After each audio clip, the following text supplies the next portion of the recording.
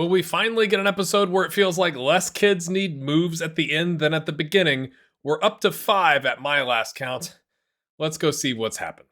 All right, my friends, as always, we've moved ahead a year. It's now June 30th of 2030. We hop straight to Chris Carpenter, no zooming in on me, and he's still at Borussia Dortmund. But my friends, critically important, he's joining another team. He's joining Heidenheim tomorrow. So that's good news. Did he get any playing time?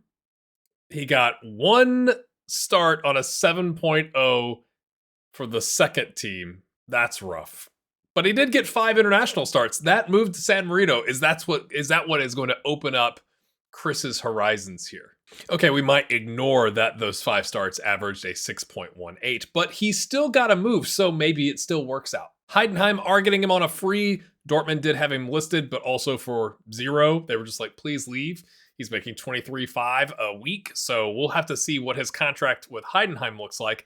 So not a lot to show you on the club side, but I think we can go take a look at the international career. So this is curious. Chris has played in every other World Cup qualifier, at least in 2029. So he doesn't face Scotland, and they lose 4-0. He plays against Finland and does a 6.2 with a yellow card, and you initially go, well, that seems really bad, like a 6.2. But everyone else played a 6.2 or 3. There's one player with a 7.5, and the guy that scored a brace on a 7.2. So the 7.5 must have been doing something crazy. Doesn't play against the Netherlands, plays against Romania, and gets a 5.5. Yes, a 5.5 with a double yellow sending off. The goalkeeper also has a 5.6. Everyone played quite poorly again, except for Lorenzo Giardi and Claudio Silva Marchini, who did all right. It didn't, I don't think, really influence the game. They were down 3-0 in the 32nd minute. He got his first yellow in the 38th minute, and then his second yellow in the 80th minute. Still not a good look, though, but everyone played poorly because they're San Marino. Again, doesn't play in the next game against the Faroe Islands, but then comes in against Scotland. They lose again, 2-0. He does a 6.3, keeper on a 6.1, another player on a 5.9, another player on a 5.9. Yeah. Interestingly enough, in 2030, he plays in 3 of the 4 friendlies. He does a 6.5 in a loss to Lithuania, a 6.4 in a loss to Estonia, and a 6.5 in a loss to Armenia. He does play. Sorry, he played in all 4. I thought it said he had 5 caps. Wait a minute. Okay, I'm counting 7, so I'm not sure what's going on there. Maybe it's that these are counting towards next season. I guess we'll go take a look. He does a 6.8. Interestingly enough, in a 4-0 loss to Cyprus. Yikes. Just coming back over here real quickly, I'm on the 29-30 season. It does show 5 total appearances internationally on a 6.18. The 2030/31 season shows nothing, but maybe that's because he's moving to Heidenheim. That's just very strange. He played 7 times. I can count. I can do some things very poorly in FM, but I know I can count. Now, we can't see what kind of contract that Heidenheim has offered him, but we can take a look to see how they've done recently. They finished 16th last season, so right above the relegation spots, or actually in the relegation playoff, I should say, but they've managed to stay up, so he's going to be fighting for minutes, maybe, or surely Heidenheim doesn't have the money to just splash on players just because, right? Like 23.5 is kind of in the average of what their players are making. So is he going to be a squad player? Let's take a look at his competition potentially. He's got a 31-year-old left back and a 30-year-old right back who's also a DM and a right center back. He plays everything at the back. There is a left back on the bench who's 17, who, to be fair, probably looks to be about the same as Chris. He's actually slightly better. That's not great. There doesn't seem to be another. Oh no, they've got another. The Jan Nicholas Besta, who's a star player, 55,000. I don't think Chris is going to play. At first glance, this seems very suspect. And just because, yes, and the first player, I did remember to put the attribute analysis. It pretty much looks the same, I think. I am not doing a deeper dive on how he's actually looking. He's not really done anything in his career, and he's not playing, so it is what it is. Let's move on to the next player. Next, we go to Gustav, who's still at Juventus. He got 6 World Cup UEFA qualifying section appearances on a 6.78. Did he play for Juve? He did! Let's teleport me over here. He gets a total of 13 appearances, 6 of those being starts, as you can see, on a 6.66, ominous number. He gets 3 cup starts as well, does pretty well in that. gets a continental start and a sub on a average rating, I guess, for a center back, and then 8 international starts on a 6.8. So I guess that's progress because, right, in previous season, he got 2 starts and 1 sub, and this time he's tripled the number of starts and gotten 6 more substitute appearances. So that's progress, I guess. I can't remember the status of his contract, so let's take a look at that. He's just signed a new contract about 2 months ago that takes him until 30-33. So was he at the end and considering leaving, or I can't remember what his contract was. His contract, I just checked, was until 2031, so they've kind of gone, well, we're in the last year. We either need to sell him or extend him, and so they've extended him, and he's graciously accepted up to $41,000 a week. Good for him, but not really reaching the heights that we thought. Again, 23 years old. We got a long way to go in this series, folks. 23 years old, so I mean, talk about a slow build into being a member of the squad, I guess. Like 18 to 55 million value. I mean, he did all right. Did he get injured? I guess we could take a look at that. Twisted knee in April. That's it. So he's not really missing any game time because of that. Promise we're not going to go through every single game. He does come in the second game of the season against Hellas Verona and does a 7.6, which is quite high for a center back, in my opinion. In the next game, he comes on as a sub and gets a 6.1 against Inter Milan in a loss. Not as good. 5th game, a sub without a rating. 6th game, a sub with a 6.4. And then he's out until November 3rd when he comes in as a sub but doesn't get a rating, so a very short sub, obviously. Now, I didn't think he was actually involved in the Continental, but I remembered it was on the stats. In December, he comes in a win against Sparta Prague and does a 6.8, to be fair. I wonder if that's because Bremer came up with an injury. Remember, he's supposed to be the next Bremer, so maybe. And Bremer's injury must have been significant enough because 3 days later, Gustav starts in a win against Parma. We'll have to see if Greg is still there, but he does the 6.4. So again, not going to go through every one of those line by line, just kind of, is it like, oh, does he really get a chance? I think it's mostly if Bremer or the other center back gets hurt, then he's getting a chance to start and sub in. Short-term plans, wants to win a trophy, is excited at the team's chance at the Europa Conference League, so apparently the league season must not have gone well. I guess we'll go take a look at that. And has no other desires. Needs to play more regular club football. Yeah, like a lot of the players in this experiment. Oh dear, Juve finished 7th, so I wonder what that means. Have they lost a manager? Or are they going to lose players because of Europa Conference League? Of course, it's Eric Ten Hag. Oh, he just got sacked May 28th, so a month ago. That poor guy. Goodness gracious. In significantly more exciting news, Gustav is now, it looks to me, to be a starting center back for Hungary. So against Ukraine, he starts and does a 6.7. Against Belgium, he starts and does a 6.6 in a 4-1 loss. But it wasn't his fault. The keeper, a 5.2. How many incredibly low keeper ratings have we seen in this experiment? Is anybody keeping track of that? Leave a comment if you have. He misses the game against Kosovo in October, but again, I'm very curious about these windows. Why are there 3 games in the September window? September 27th through October 4th seems off to me, but maybe there's something I'm missing there. Against Andorra, he starts and does a 6.6 and a draw. He's kind of the standout besides the keeper on the back line not doing so well. And then does a 7.3 and a win against Ukraine, again on a 3-2. Moving into 2030, it's friendly time. He does a 6.8 against Liechtenstein. Against Moldova, he does a 7.1. Against Luxembourg, he does a 6.8. And against Iceland, he does a 6.5. So he's all right, but he's in the mix. I look, they're playing a 4-3-3. He is the left center back of that 4 at the back situation. So that's going well. So kind of a mixed bag. I mean, it's good that they played him a little bit more and he's like slowly getting integrated into the squad, I guess. I still think he could kind of use a move to like go be the guy someplace else. Maybe he goes hooks up with Greg at Parma if Greg is even still there. That would be kind of interesting. But that's about it. The international side going better for Gustav than it is on the club side, in my opinion. Let's go back to Germany. We're going to take a look at Marcus from. He's still with Mainz. He's on a contract now until 2034, so he's taking an extension, but he's played. He played. Oh, they're all subs. Oh, that's annoying. I was looking up here at the top, so let's zoom down here. 2 starts, 17 subs, 4 goals on a 6.7.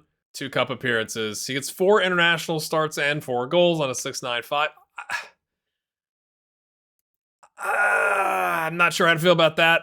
It's the same number of starts as he got the previous season in the Zweite Bundesliga, but he's doubled the number of subs. So in a way, that's positive. And again, I know he's 23, but he just signed a contract 6 days ago with a 38 million euro release clause.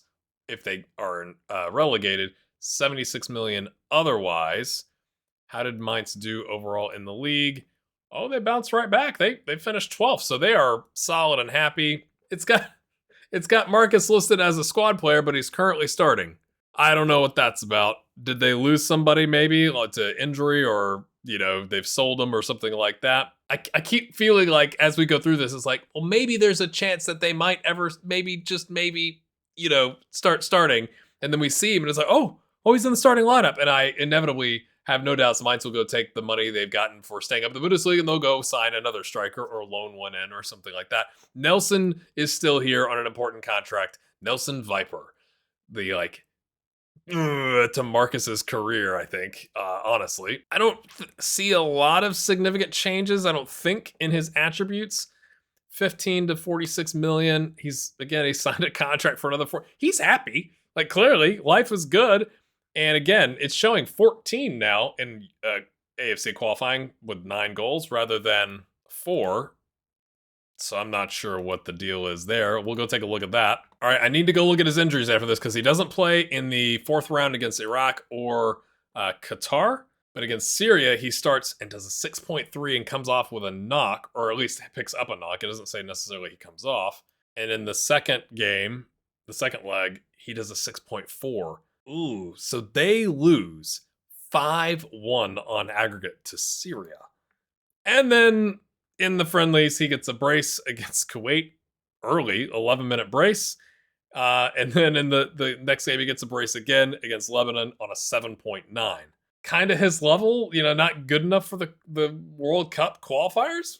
That seems strange. Maybe this explains a little bit of why he missed some time. Again, the timing of his injuries has been poor. So he gets a sports hernia in September, kind of right at the beginning of the season, and he's out for 4 weeks from wear and tear. What wear and tear is what I would ask.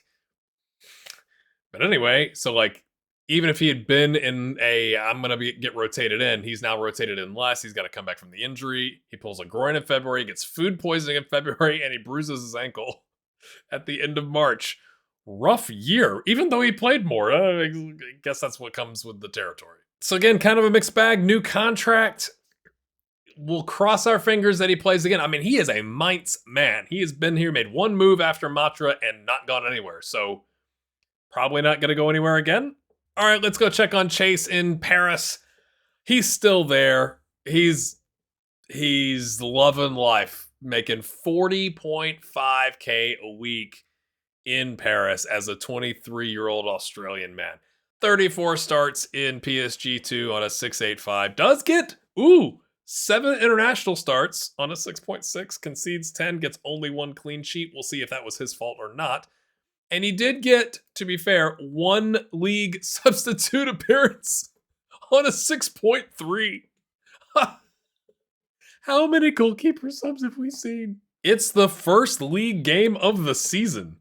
They lose to Rennes. Vitinha scores for them, but they lose to Arnaud Calamuendo, who scores a brace. He scores in the 1st minute and the 73rd minute. Arnaud Tenas goes out on a 6.7 with an injury in the 66th minute. Chase comes in, does the 6.3, concedes the winner. Yay. What's curious about that is it shows that Donnarumma is still there and played in the game 5 days prior and the game 5 days later, but he wasn't in the mix for this game, and he wasn't injured. So I have no idea why he wasn't there. Maybe he had some extra time off because of the Club World Cup, and he's like, I want a week in the beginning part of the season? That's strange. Checking on Chase's contract, he's got 2 years left. He has not signed a new deal since he joined. So are we going to see a chance that he goes, at the end of next season, they go, we've got a year left, and they're either going to extend him, I think, or he's going to leave, although he does have the optional contract. Of course, he's got an optional contract extension. While the international is positive, it's also somewhat sad. Okay, so curious about this. Going back to last season, he starts in these 3 games. Against Turkey, he does a 6.5 in a loss. Against Ecuador, he does a 7.0 in a loss. So not his fault. He played well, probably blocked a lot of shots. Against Kuwait, he did a 7.7 and a 4-0 win. Then plays against Portugal in a friendly in a 6.0 on a 2-0 loss. Then against Jordan, he does a 6.1 and a 2-2 draw. So 2 rather poor showings there in the March window. And then in the warm-up games for the World Cup, which Australia made, he does a 6.4 against Denmark in a win. He does a 6.5 against Uzbekistan, also in a win. So you're thinking, he's played in a bunch of these games, and I checked, he had like a 3-day injury in May, so like he's not injured. They make it to the World Cup group stage, and they bring in Nicholas Bilokapic to be the starter. And he starts 1, 2, 3, 4 games. He starts all the games. So Chase, I'm curious about that from like the AI manager using him in the 3 games in the October-November windows, in the March window, but to be fair, he did do poorly in the March window, but it brings him back, and he does all right. All right. I mean, against Denmark, a 6.4 is not great or terrible, but they still won. Maybe that's why. And then a 6.5 against Uzbekistan, you'd think, okay, he's played in 7 of the last 7 games, and then they bring in Nicholas Bilokapic to be the starter. That is harsh, and it shows that Chase, again, is the backup. And Bilokapic's last 5 games are awful. I guess that might not be here because he played all right. I just think that's very weird. You would think if Nicholas is your guy, like you're sticking with him, right? Like you would play him a bunch, and I checked, and we'll just look at it together. He also didn't have any serious injuries. He had pulled hammy in September for 2 weeks, but like that wouldn't explain, even if that went into October-November windows, which I doubt it would, it doesn't explain the March window where Chase plays. And it also doesn't explain the warm-up games where Chase, again, not just like when I say plays, he's starting. What? Or is it that just Australia had already qualified? They qualified a long time ago, I think. They qualified probably back in June. And so all of these friendly games is like, Chase is our backup guy. Let's give him all the friendly games. Let's not risk our starter. But then that just seems weird to not play your actual starter in either of the warm-up games to me. I'm not going to spend more time on this, but I just think that's strange and a bit sad. So we'll leave Chase in Paris, up to $4 million in value. You would think for his own good he would move, but also getting paid 40,000 euros a week to live in Paris as a 23-year-old Australian man, probably not bad. Let's hop over to Greg, see how he's doing at Parma, or if he's even still at Parma. Greg has moved to Real Madrid.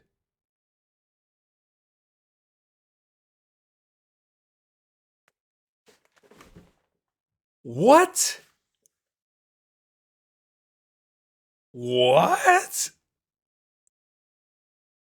Okay, Freds, in the comments, if you had to have picked a player that would move to Real Madrid, would it have been Greg? I don't think it would have been Greg. They activated that release clause we talked about last time. For $9 million, he gets us. When did they do it? I guess it must have been in the January window because he had 22 starts for Parma. So January window, maybe? And he gets a start and 3 subs on a 707. I'll move myself over here. So let's just pause and go. He got a 707 for Real Madrid. I don't care if it's in 1 start and the other 3 are just like, doesn't count ratings. He got a goal, surrounded by really good players. He has 10 international starts with 2 goals on 688. Parma, he does a 702 with 5 goals, 3 assists. He does 2 cup starts as well, 2 goals. He played well. I thought that release clause might be too low. I'm just surprised it's Real Madrid that has come in for him. He's on 94 grand a week. Oh, I'm in the middle. There we go. 94 grand a week. So he's we haven't looked at CDB. Last time we saw CDB, he's making 500 grand. So he's not at CDB's level.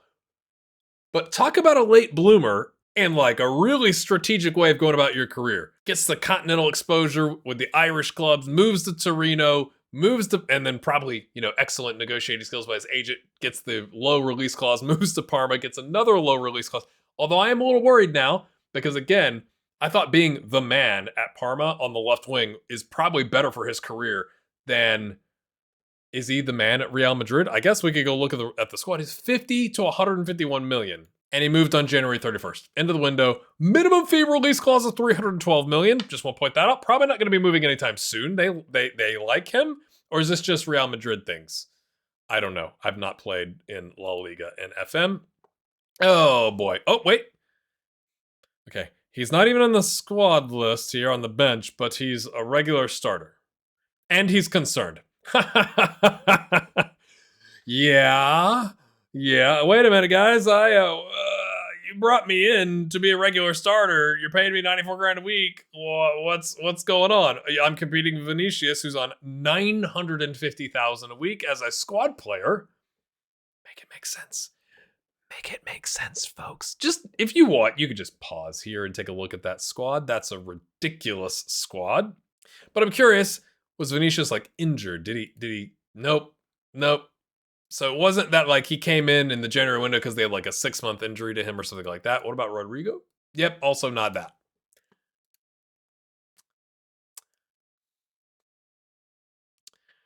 I'm confused.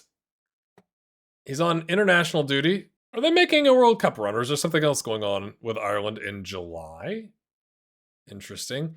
And he's got an injury, groin strain. Okay, let's go back. I am so befuddled. Okay, groin strain and a concussion and a bruised ankle all in this season, but the concussion and groin strain at the end of the season. So that would not have prevented him from starting, say, from February 1st until, May 26th or for playing, I guess. So that is a bit concerning. Okay, we will take a little bit deeper dive here because there's only 4 places that he played in the league. So he comes on February 30th. He's just joined. He comes on as a sub and does a 6.5 in a 3-0 win, but it's not until a month later against Alaves that he comes on again as a sub and does a 6.9. Again, it takes about another month until April 5th, actually a month and a couple days. He comes on again as a sub against Espanyol, but not even enough time to get a rating. And then they play him literally in the last game of the season. He does a 7.8, he scores a goal, gets that concussion, and is subbed off in a 4-1 win over Valladolid. And they won the league by 7 points, but so it's clear at that point they could not be caught. So it's like they waited until the very end to be like, oh yeah, that guy we said we'd play as a regular starter, I guess we'll let him start here at the very end because we can't not win the title. On the Irish squad screen, he's also not on the bench, but again, I wonder if that's just because he's just come off of injury. Maybe because he's been playing. Yeah, in 2029, he plays in all 5 of the World Cup qualifiers. He starts. He does a 7.5 against Georgia in a win. He does a 6.9 against Italy in a loss, which I guess you'd expect, right? Ireland, Italy, yeah, okay. They squeak past Kazakhstan on a 2-1. Greg does a 7.1. He's not had a goal. I don't know if he's doing any assists on any of these. Against Georgia, he does a 7.2 in a start, a 4-0 win. That game was over in the 26th minute. Goodness me, they scored 4 goals in 26 minutes as Ireland? The game is clearly bugged. Then he does a 6.2 against Italy.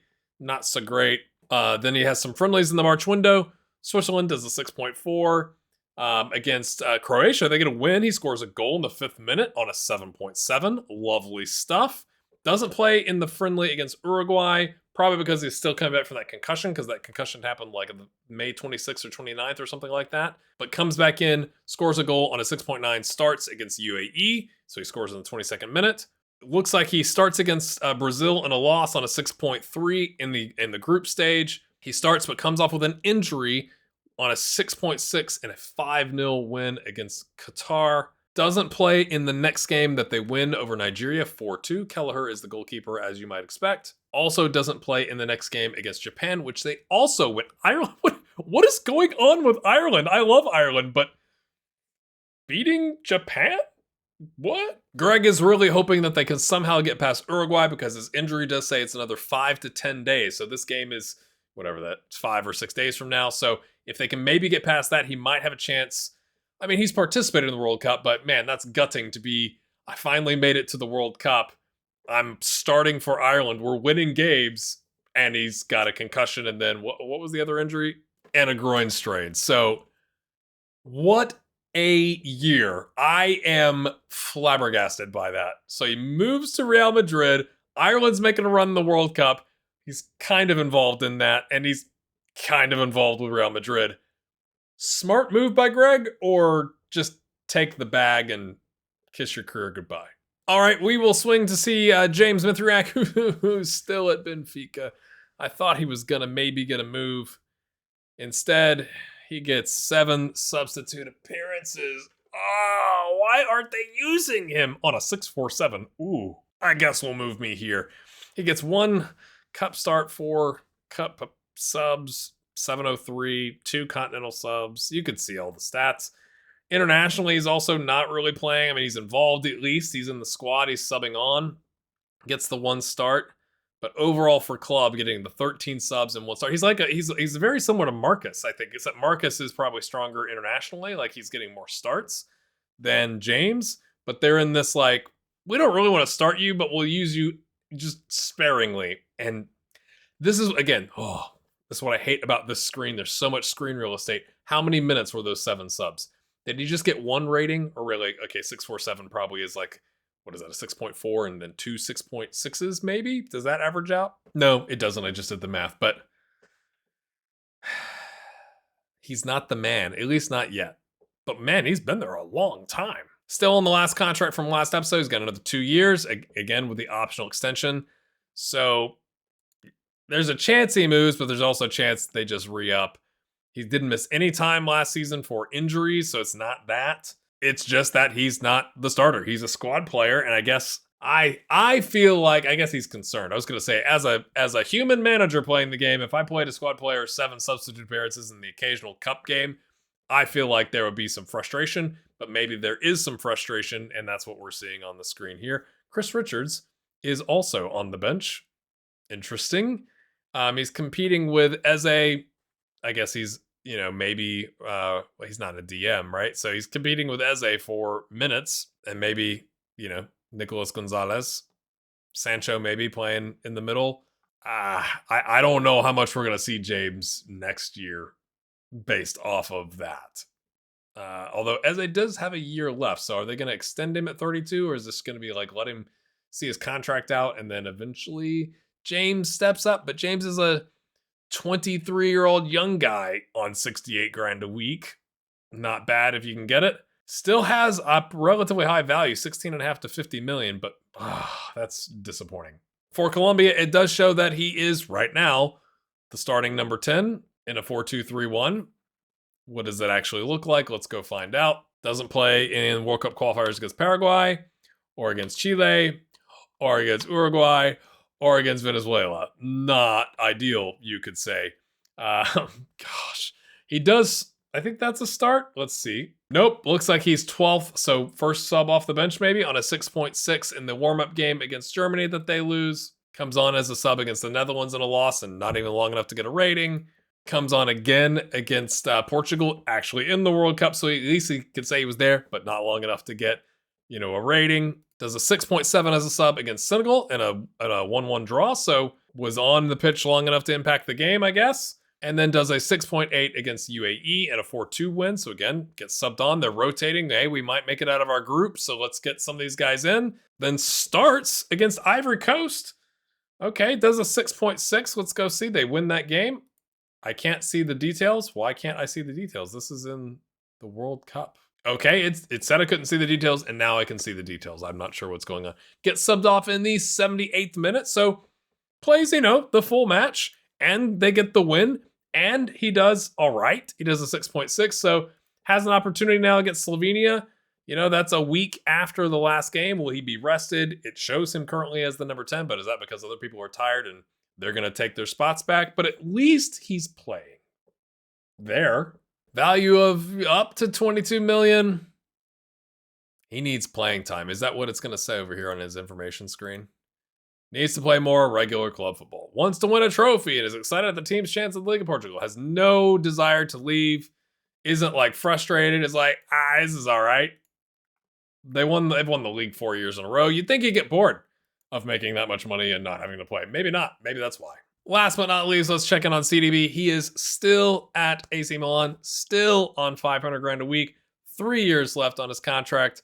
Value, I don't think it's changed all that much, still up to 345 million.